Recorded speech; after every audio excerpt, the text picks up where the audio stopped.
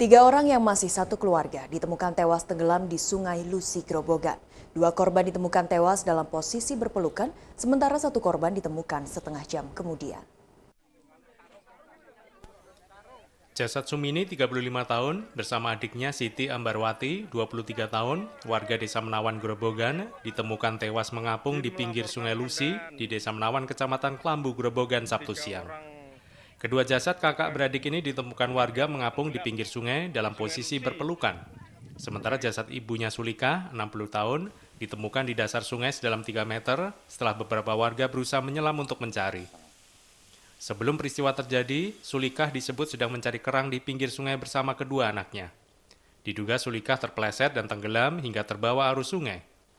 Sumini yang mengetahui ibunya tenggelam berusaha turun dan menarik tubuh sang ibu. Namun Sumini justru ikut tertarik ke tengah sungai yang kedalamannya mencapai 3 meter. Mengetahui ibu dan kakaknya terbawa arus, Siti Ambarwati langsung turun ke sungai untuk menolong. Namun diduga karena tidak ada yang bisa berenang, ketiga korban akhirnya tewas tenggelam. Sedang ambil kijing, ya dia sambil selam-selam ambil kijing, kemungkinan besar dia agak kepleset. Nah, kepleset yang satunya itu posisi yang ibunya itu sampai ke tengah. Anak-anaknya yang masih di pinggir otomatis refleks ngikutin arah ibunya mau nolong.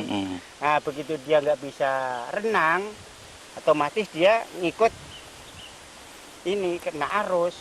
Jadi apa ya? Nggak bisa renang, tenggelam. Nggak bisa renang, akhirnya tenggelam berdua.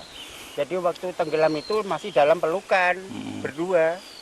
Siapa kakak beradik itu? Kakak beradik pelukan? Iya, diantaranya Sumini dan Ambarwati itu. Yang ibunya bernama Sulika. Rencananya Sumini akan berangkat ke Malaysia beberapa minggu ke depan sebagai pekerja migran. Namun semua cita-citanya pupus sudah. Jasad ibu dan kedua anaknya ini kemudian dievakuasi ke rumah duka yang berjarak 500 meter dari lokasi kejadian sebelum akhirnya dimakamkan. Dari Grobogan, Rustaman Nusantara, iNews melaporkan.